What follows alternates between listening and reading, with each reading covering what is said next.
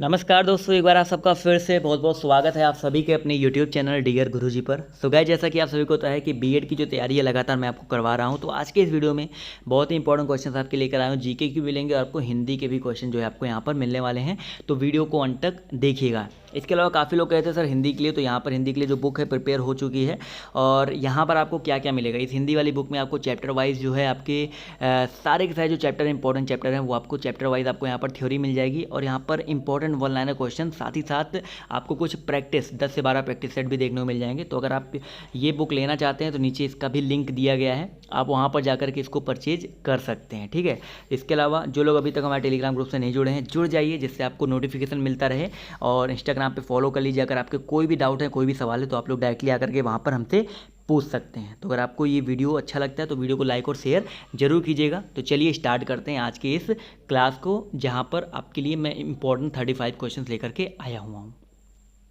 चलिए स्टार्ट करते हैं। आज का जो पहला क्वेश्चन है बहुत ही आसान सा क्वेश्चन है और आपकी ये जितने भी, चाहे आप आर्ट वाले हो चाहे साइंस वाले हो, ये उन सब के लिए क्वेश्चन जो है पूछा जा सकता है कि भारत का संविधान अंगीकृत कब हुआ। थोड़ा सा इस क्वेश्चन में मिस्टेक था, मैंने पहले इसको करेक्ट किया था। चलिए, तो यहाँ पर बेसिकली अंगीकृत की जब बात करें तो याद रखिएगा 26 नवंबर 1949, ठीक है। 26 जनवरी 1950 को संविधान जो है पूर्ण रूप से लागू हुआ था।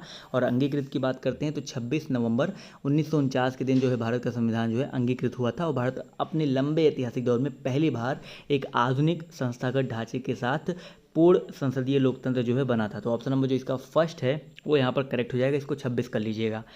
अगला क्वेश्चन देखिए, कह रहा है कि निम्नलिखित में से कौन सा आयोग एक संवैधानिक निकाय नहीं है। तो यहाँ पर पूछा गया है कौन सा आयोग जो है एक संवैधानिक निकाय नहीं है। तो यहाँ पर जो आपका राष्ट्रीय मानव अधिकार आयोग है, जी हाँ दोस्तों, भारतीय संविधान में जो बेसिकली अगर हम बात करते हैं कानून के संचालन के लिए बहुत सारी संस्थाएं हैं, जैसे लोक सेवा आयोग हो गया, इसके अलावा अनुसूचित जाति आयोग हो गया, निर्वाचन आयोग हो गया, महालेखा परीक्षक हो गया, बहुत सारे हैं। बट यहाँ पर जो राष्ट्रीय मानव अधिकार आयोग है ये संवैधानिक निकाय नहीं है। अगला क्वेश्चन देखिए आपसे यहाँ पर क्या कह रहा है, ध्यान से देखिएगा।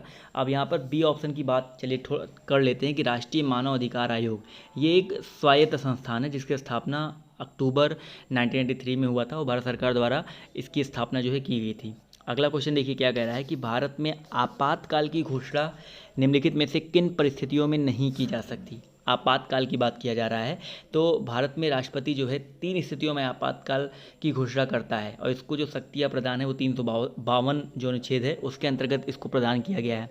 तो जब भी बाह्य आक्रमण होता है या कोई अंतर्गत युद्ध होता है, आंतरिक अशांति होती, कोई वित्तीय संकट आता है या कोई सशस्त्र विद्रोह होता है, तो बेसिकली जब ऐसा कुछ होता है तब ये जो आपका आपातकाल है ये लागू किया जाता है।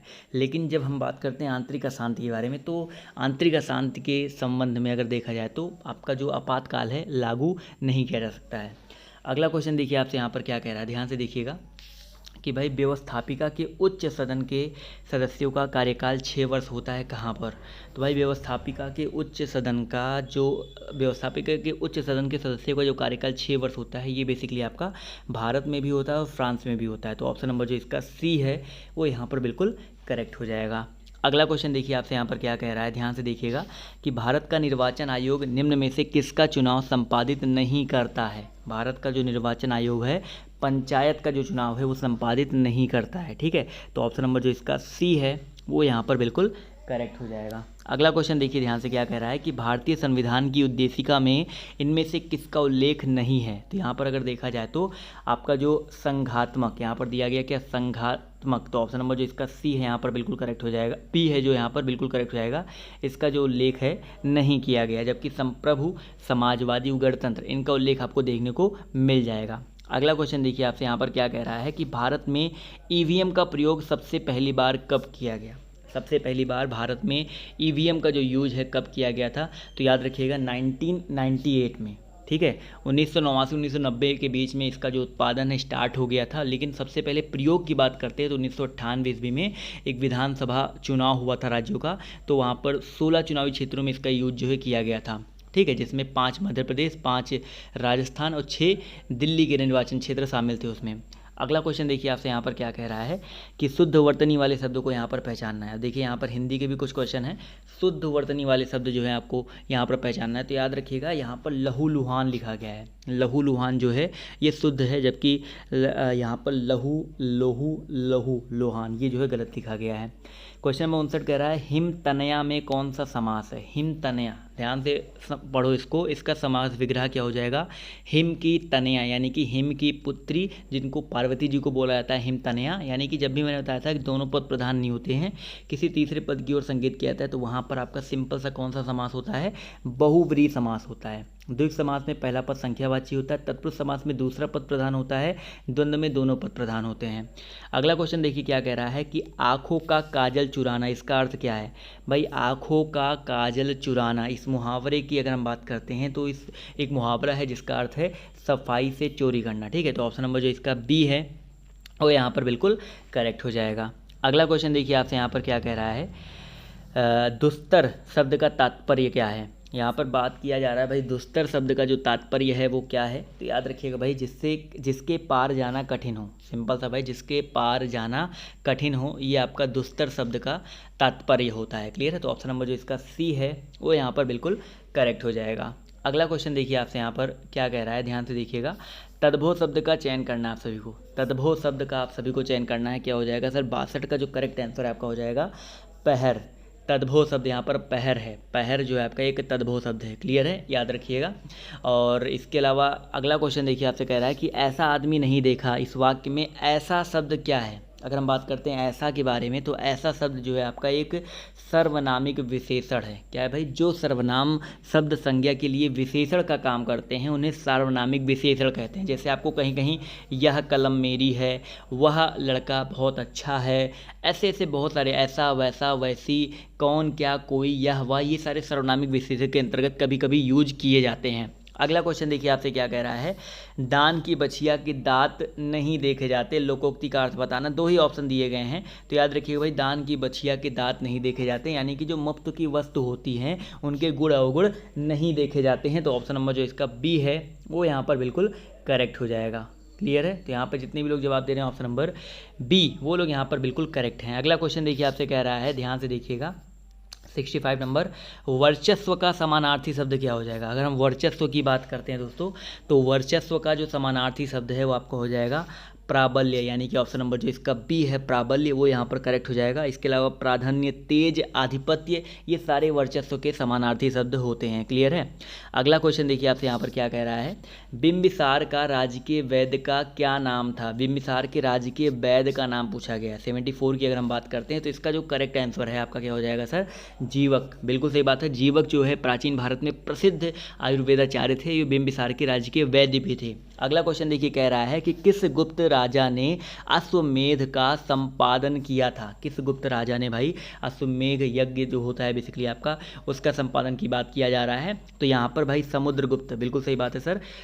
चंद्रगुप्त प्रथम के बाद समुद्रगुप्त शासक बने थे और ये एक महान विजेता थे, और इन्होंने अपने विजय अभियान को पूरा करने के बाद अश्वमेध यज्ञ का संपादन किया था, इनको संपन्न किया था। अगला क्वेश्चन देखिए क्या कह रहा है कि सतपथ ब्राह्मण का संबंध किस वेद से है। सतपथ ब्राह्मण की बात हो रही है, तो सतपथ ब्राह्मण का जो संबंध दोस्तों आपका यजुर्वेद से है। किससे, आपका यजुर्वेद से है। तो ऑप्शन नंबर जो इसका सी है यहाँ पर करेक्ट हो जाएगा। और सतपथ ब्राह्मण में आपका ब्राह्मण में गांधार, शल्य, कैकेय, कुरु, पांचाल, कौशल, विदेह, बहुत सारे राजाओं का नाम जो है उल्लेख किया गया है। अगला क्वेश्चन देखिए कह रहा है कि कौन सा हड़प्पई स्थल अपने गोदी बाड़े के लिए प्रसिद्ध है। हड़प्पाई स्थल कौन सा जो अपने गोदी बाड़े के लिए है। गोदी यानी कि डॉक यार्ड होता है, जहाज़ों की जो गोदी होती है उसको बेसिकली होता है। तो याद रखिएगा इसका जो करेक्ट आंसर है आपका हो जाएगा लोथल। लोथल जो है आपका गुजरात के अहमदाबाद ज़िले में भोगवा नदी के तट पर स्थित है। इसकी खोज डॉक्टर SR राव ने 1957 में किया था। और लोथल का सबसे प्रमुख स्थल जो है वो डॉक यार्ड यानी कि जहाज़ों की गोदी बाड़ा है। क्लियर है। अगला क्वेश्चन देखिए आपसे यहाँ पर क्या कह रहा है कि सुवर्ण नामक भारतीय स्वर्ण मुद्रा का क्या भार था। सुवर्ण नामक, तो सुवर्ण नामक भारतीय स्वर्ण मुद्रा का जो भार था, रत्ती भार था, जो आपका 80 रत्ती था। कितना था भाई, 80 रत्ती था। 80 रत्ती का मतलब था जो लगभग 8.5 ग्राम के आसपास था। कितना भाई, 8.5 ग्राम के आसपास था। अगला क्वेश्चन देखिए क्या कह रहा है कि शेर शाह द्वारा चलाई गई चांदी की मुद्रा जिसको मुगलों ने भी आगे बढ़ाया वो क्या कहलाता है। तो भाई शेर शाह ने जो चांदी के सिक्के चलाए थे जिसको रुपया बाद में कहा गया था, ठीक है, जिसको अब हम लोग रुपये के नाम से जानते हैं, रुपया कहा गया। इसका भार 178 ग्रेन था और वर्तमान के जो रुपये के समान ही था। और इस प्रकार का सिक्का प्रणाली जो है वो मुगलों ने भी आगे बढ़ाया, जो बाद में चलता रहा, प्रचलित रहा। अगला देखिए कह रहा है कि भारत के निम्न क्षेत्रों में किसका मैग्रेव, सदापर्णी और पर्णपाती वर्णों का संयोजन है। बेसिकली यहाँ पर पूछा रहा है कि निम्नलिखित क्षेत्रों में किसमें मैंग्रोव, सदापर्णी और पर्णपाती वनों का संयोजन है। तो यहाँ पर जो करेक्ट आंसर हो जाएगा आपका अंडमान निकोबार द्वीप समूह में अगर हम बात करते हैं तो यहाँ पर मैंग्रोव, सदापर्णी और पर्णपाती वनों का संयोजन मिलता है। तो ऑप्शन नंबर जो इसका डी है वो यहाँ पर बिल्कुल करेक्ट हो जाएगा। क्लियर है। अगला क्वेश्चन देखिए कह रहा है कि निम्नलिखित में से किसका संबंध प्लेट विवर्तनिकी से नहीं है। निम्नलिखित में से पूछा गया है किसका संबंध जो है प्लेट विवर्तनिकी से नहीं है। तो यहाँ पर महासागरीय धाराओं की दिशा, बिल्कुल सही बात है, जो महासागरीय धाराएं हैं उनकी दिशा का जो संबंध है बेसिकली प्लेट विवर्तनिकी से नहीं है। क्लियर है। 82 नंबर क्वेश्चन देखिए कह रहा है कि निम्नलिखित में से कौन सी सतपुड़ा श्रेणी की सबसे ऊंची चोटी है।